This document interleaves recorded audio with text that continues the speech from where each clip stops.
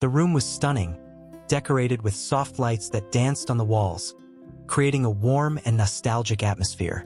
The smell of exquisite food filled the air, mixing with the laughter and lively conversations of Maplewood alumni. It was a reunion that I had hoped for and feared at the same time. As I walked across the room, I felt eyes turning to me. It was a mix of surprise and discomfort that I knew all too well. "Daniel, look who's here!" exclaimed Lisa, the hostess, with an enthusiastic smile. I could see the tension on her face, as if she were trying to break the ice between us. "Come on, you need to join us." I approached, feeling the weight of memories. School had been a difficult place for me. The laughter that echoed now was the same one I had heard so many times as the butt of jokes. I remembered the times I was called nerd and weird, the pain I felt when I saw faces laughing at me. But today, I was no longer that vulnerable boy. I had transformed not only on the outside but also on the inside. "Hi, Daniel," said a familiar voice.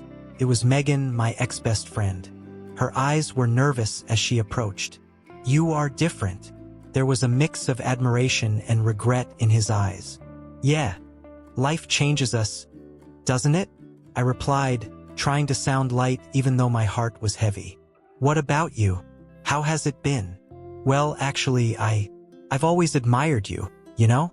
Even when I walked away."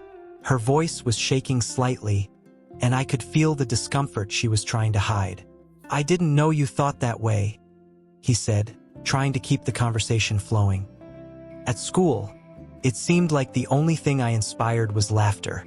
She hesitated, eyes dropping to the floor. I regret it, Daniel. I really do. Those things we did, the jokes. I didn't know how much it affected you. It's easy to forget how much words can hurt," I murmured, not knowing if I should open my heart. He wanted her to understand, but he also wished this moment didn't turn into a courtroom. The conversation was interrupted when a group of former students approached. Whispers began to echo. "Look at Daniel, the successful author," I heard someone comment. The atmosphere became tense, and I could feel the shame of some, while others seemed to be amused by the situation. "Did you really write a book?" asked one of the guys with a sarcastic smile. "About what? Overcoming? How to be a nerd and become a famous writer?" "Actually, yes," I replied, with a confidence I didn't believe I was capable of. "It's about turning our wounds into strength and learning to forgive." The murmurs grew louder, and the tension in the air became almost palpable. Megan looked at me, a mixture of pride and concern in her gaze. "You should tell your story. People need to hear it. Maybe one day." I wasn't sure I was ready to put it all out there, but the idea that my journey could serve as inspiration was tempting. As the soft music played in the background, I put myself in a position where, for the first time, I was no longer a mere spectator in my life. I was there, standing, surrounded by those who once made me feel insignificant. But now everything seemed different. I was Daniel, the man who overcame his past, not the boy who once hid in books to escape reality. "I really hope we can have a more honest conversation about all of this," Megan said, looking into my eyes as the ballroom lights twinkled around us. "I think we all need that." "Me too," I replied, feeling that this meeting was just the beginning of something deeper, something that could help us heal the wounds of the past, even if the path was complicated. As I watched the movement around the buffet, a wave of memories invaded my mind. The laughter and lively conversations of my former schoolmates mixed with echoes of a past that I would rather leave buried. I remembered every insult, every look of contempt I received in those long, agonizing classes. Maplewood High School was not a place I held dearly. For me, it was a battlefield, where I fought every day to stay standing, even when the sharp words of others tried to knock me down. "Look who arrived. The nerd from Maplewood." Jake's voice echoed in my head, a vivid memory of a specific day during gym class. I had tried to participate even though I had no sports skills, but instead of support, I was greeted with laughter. "Daniel, do you really think you can catch the ball? Go back to your science table." Still hurt, the faces of my colleagues, between smiles and mockery, were engraved in my mind. At that moment, I wasn't just the nerd. I was a target. Lost in my thoughts, I almost didn't notice when Megan, the ex-best friend I never thought I'd see again, approached. The smile on her face was nervous, and I could tell she was just as uncomfortable as I was. "Daniel," she began, her voice shaking a little. "Can I talk to you?" I looked at her, searching her expression for a sign that she really cared, but doubt still hovered over me. "Of course, Megan. What do you want?" I asked, trying to remain calm. She hesitated, the words seeming to catch in her throat. I just wanted to say I'm sorry. I'm sorry I didn't defend you. At that time, I let the pressure from others take over. I always admired your intelligence and kindness, but I turned away. I don't know how I could have been so cruel. Her words hit me like a punch in the gut. I didn't expect to hear an apology. "Megan, do you really think this changes anything?" "The memories are still here," I replied, pointing to my head. "What you and the others did cannot be erased." She looked down, a mix of shame and regret in her eyes. "I know, and I don't expect you to forgive me right away, but I want you to know that I always admired you, even when I couldn't show it." The atmosphere around us seemed to have dimmed, and I noticed that some former students were listening to our conversation. I felt their eyes on us, and that made me even more anxious. "I wrote a book," I ended up saying without thinking, "about overcoming and self-knowledge." Megan raised her eyebrows in surprise. "Serious? That's amazing, Daniel. What is it about?" Before I could respond, a familiar voice cut through the air. Jake appeared, with his arrogant smile and a look that exuded contempt. "Oh, come on, Daniel. Who cares what you wrote? No one really wants to hear about your feelings." His tone was provocative, and I could feel the tension in the air. "This isn't just about me, Jake," I replied, trying to maintain my composure. "It's about a cycle that needs to be broken. What you did in the past is not something I expect to be repeated by others." Jake's expression contorted into a mix of disdain and confusion, as if he couldn't understand why anyone would dare confront him. "Do you really think your book will make a difference? Life is hard, Daniel. You need to learn to deal with it. And if life is hard, Jake, maybe it's time you learn to be better," I said, my words coming out firmer than I expected. It wasn't the answer I had in mind, but courage seemed to take hold of me. Megan alternately looked at me and Jake, as if she were watching a duel. "We need to learn from the past, not just let it define us," she said, her voice now firmer. The atmosphere was tense, and I knew the conversation was just starting to heat up. "You have no idea what you're talking about, Megan," Jake snapped, but there was something in his voice that seemed to waver, as if, for a moment, he was questioning his own actions. And there, in that room filled with laughter and distorted memories, was I, a man who had turned his wounds into strength, ready to face the past that would not erase. The feeling of being among those who once made me feel small was terrifying. When Megan approached, my heart pounded. I recognized her instantly, despite the years that had passed. She was my best friend when I was at school, but also one of the ones who moved away when social pressure started to take its toll. The nervous smile on her lips reminded me of so many moments I shared with her.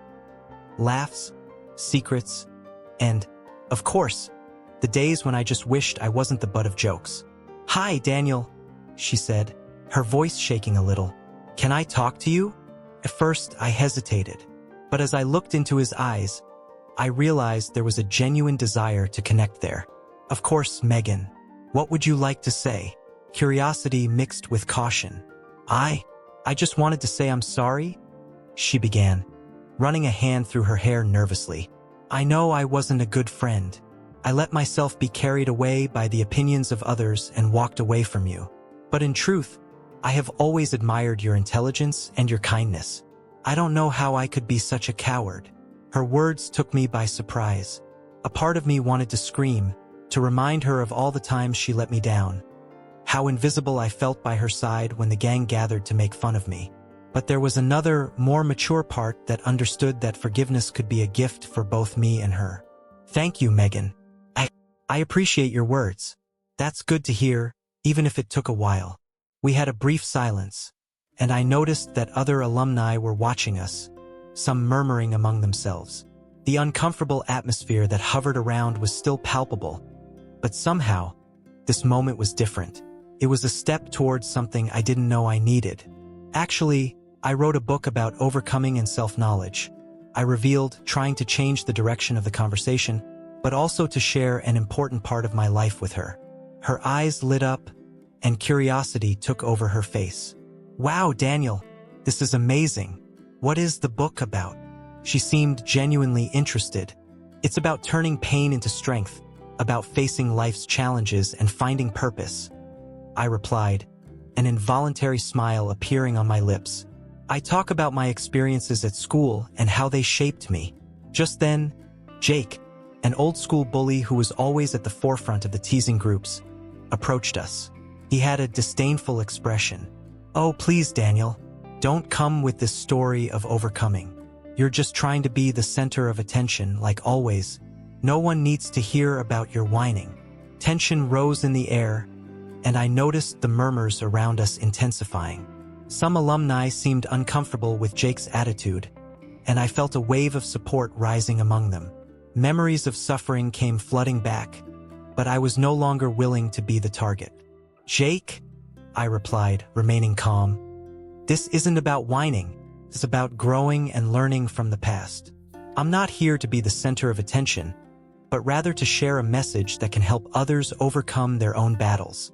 Megan looked at Jake disapprovingly, and some of the old classmates started to join us, advocating the idea that everyone deserves a voice, regardless of their past.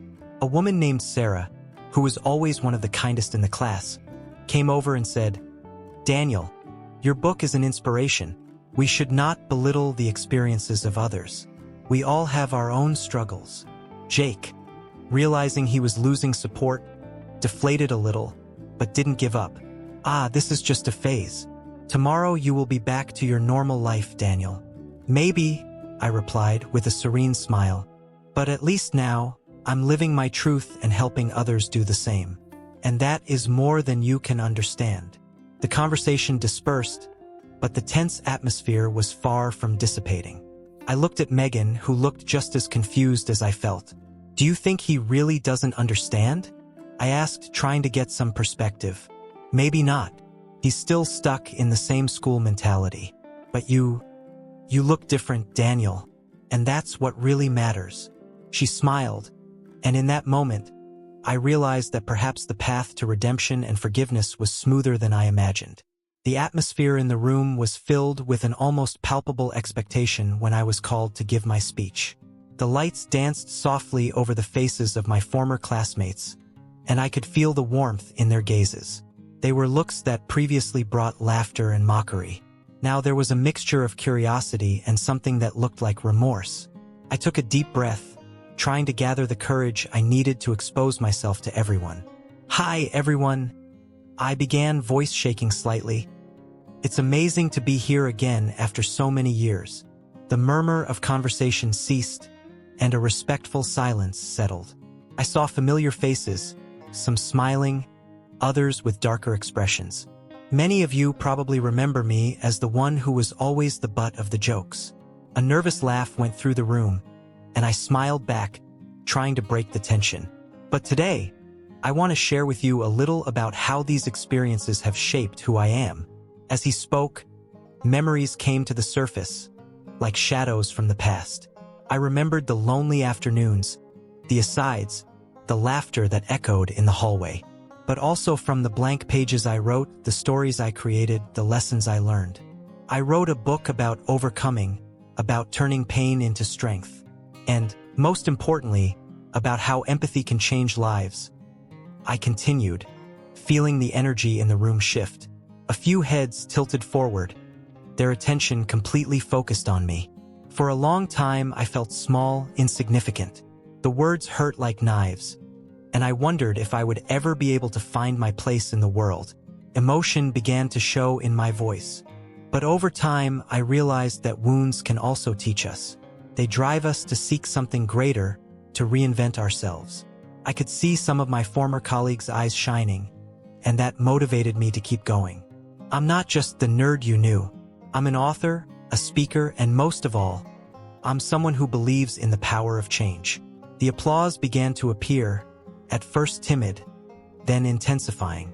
I didn't expect this reaction, but it filled me with determination. What I want you to take away from this meeting is that we all have the ability to redeem ourselves, to become better versions of ourselves.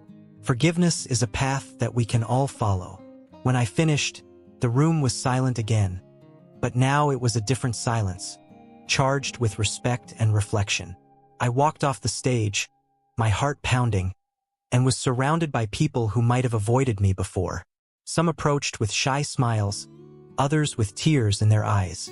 Daniel, you inspired us. Your speech was amazing. A familiar voice, that of Lisa, the host of the event, who now sounded genuinely moved. I never imagined you had gone through all this. Thank you, Lisa. It was something I needed to share. I believe we all have our struggles. I responded, feeling a stronger connection to those who were once strangers. The focus soon turned to me, and I was approached by a group of former students, all asking for autographs on my book. You don't know how much this means to me, said a woman, her gaze shining. I've been through difficult situations myself, and your words touched me deeply. I'm glad to hear that. We all have a story to tell, and yours is as important as mine, I replied, emotion brimming. As the party continued, I realized that the reunion was changing. Conversations that were previously superficial now delved into stories of overcoming and regret. The climate became a safe space where people began to open their hearts. After all, we were all, in some way, products of our experiences. A former classmate, who was once one of the bullies, approached with a serious look. Daniel, I just wanted to say I'm sorry for everything. I didn't know how much my words could hurt. His sincerity was palpable, and I knew it was an important step for him. I appreciate your words. The past is part of us, but it doesn't need to define our future, I replied, feeling that even though the pain was still there was also room for forgiveness. The atmosphere in the hall was charged with emotions. After my speech, I could feel the transformation in the air. Looks that were once contemptuous now carried a mixture of admiration and shame. Jake, the bully who had tormented my school life, fell silent, the expression on his face that of a man who was confronting his own demons. I didn't know what to expect from him, but the tension was palpable. Suddenly, Jake stood up, his hesitant voice echoing through the murmurs. Daniel, he began, eyes fixed on me. I'm sorry. I'm sorry for everything I did. I was just trying to feel good, but that doesn't excuse what I did to you. The hall fell silent. I could hear some people's hearts beating faster, and others' breathing became audible. The sincerity in his words was undeniable, but there was a part of me that wondered if he really felt the weight of what he had done. You remember gym class, don't you? I asked, trying to maintain my composure. When you and your friends laughed at me because I couldn't do a simple run? Jake nodded slowly, his gaze shifting away from mine. Yes, I recall, and I feel like an idiot for that. I was an insecure kid and, well, I was just trying to fit in. To fit in, I said, frustration starting to seep into my voice. You fit into a group that had fun at the expense of others. It wasn't just me. There were many. I know, he replied, voice lower now. And I don't know how this became normal for me. I just want you to know that I'm sorry. In truth, a part of me wanted to scream, wanted him to feel all the pain he caused me. But another part, the part that had worked through it all, wanted something different. I stood up, feeling the need to express my feelings honestly. Jake, I appreciate you're here and that you're apologizing, I said, voice firm. But what you did cannot simply be erased with an apology. We need to learn from our mistakes. Forgiveness is important, but there needs to be a real commitment to change. The atmosphere was tense, with most of the former colleagues watching intently. Forgiving does not mean forgetting. It's recognizing pain and deciding not to let it define who we are. For me, it is a form of liberation. The words resonated in the room, and I saw some faces light up with understanding. And what do you suggest we do, Daniel? Asked Lisa, the hostess, with a curious look. I suggest that instead of letting the past imprison us, we can use these experiences to help others. If you really care, Jake, I would like you to join me on a project that helps young people who experience bullying. We need to show them that they are not alone, that pain can be turned into strength. There was a murmur among the guests. Some people began to nod their heads. Others exchanged meaningful glances. Jake looked surprised, but a spark of determination appeared in his eyes. Would you really do that? He asked, incredulity evident in his voice. Yes, I would, I replied sincerely. If we can change just one person's life, it would be worth it. The conversation began to flow, and other alumni began sharing their own insecurities and regrets. Megan, the former best friend who had approached me before, stood up and said, I want to be a part of this too. I wasn't a good friend. I let pressure from others get to me. I want to help. The voices began to multiply. People who were once just familiar faces began to open up about their experiences, their struggles. The tension-filled environment transformed into a space of empathy and understanding. This was more than a reunion. It was an opportunity for healing. I looked around and realized that even after all the years, there was still a chance to rebuild what was broken. The past could not be erased, but together we could create a different future, one where forgiveness and solidarity were the norm, not the exception. The atmosphere in the room was charged with emotions as Sarah stood up, her gaze fixed on the screen that was preparing to display the video. I felt my heart speed up. The atmosphere of nostalgia and reconciliation that had formed in the last few minutes seemed about to be shattered. The lively conversations died down, and a murmur of anticipation ran through the crowd. Sarah was one of the few who still kept in touch with the darkest memories of that time. She was always kind, but at the same time, a silent observer. I found something I think everyone needs to see, she said, her voice shaking. The projector began to spin, and within seconds the lights went out. The images on the screen showed a group of students laughing, and I was there in the center of the scene, surrounded by cruel laughter. The words nerd and weird echoed in my mind as the faces of Jake and his friends stood out in the shadows of the screen. The silence was now deafening, and I could feel the tension in the air. This is horrible, someone muttered. Others, with shocked expressions, began to whisper. I looked at Jake, who was just a few feet away from me, and saw his face pale. He looked away, and I realized that shame had finally found its way to him. How could you do that? Sarah asked, her voice now filled with indignation. How could you have fun with someone's pain? Jake, apparently stunned, tried to defend himself. It was just a joke, Sarah. No one thought it would be this serious. A joke, I said, raising my voice, adrenaline coursing through my body. For you it was, but for me it was a nightmare that lasted years. The room was tense, and I knew many were feeling guilty, but that wasn't enough. I needed Jake to understand the depth of what he had done. You have no idea what I've been through, I continued, looking directly at Jake. The pain, the loneliness, your every laugh was a knife stuck in me. He looked at me, eyes full of regret. I'm so sorry, Daniel. I didn't know you felt this way. I never wanted to hurt you.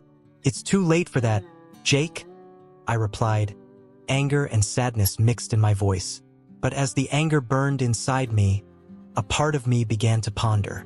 Anger wouldn't get me anywhere, and I didn't want to be the man who let the pain of the past consume him. But I'm not the same person I was back then, I said in a calmer tone. And I don't want to relive those memories. What I want is for you to truly understand the consequences of your actions. For you to commit to helping others just like I did. The room fell silent, and I could feel the weight of the words I had just spoken. What was I doing? Was I forgiving someone who hurt me deeply? The answer essentially was yes, because I didn't want that pain to define me. Jake, I want you to use your experience and skills to educate others about bullying, so that no one goes through what I went through. If you really regret it, do something good about it, I said, my voice firm. He looked surprised but at the same time relieved. I accept. I want to do this. I'm really sorry, Daniel. The audience began to slowly applaud, and soon the clapping became deafening. It was as if a weight had been lifted from our collective shoulders. The night that began with tension and discomfort was now turning into a moment of hope and reconciliation. I looked around and saw faces that were once full of shame now smiling and applauding. "Let's go together," I said with a genuine smile. "Let's make a difference." And in that moment, I realized that, despite everything, life had a way of surprising us. Forgiveness was not just a choice, but an opportunity for growth and transformation.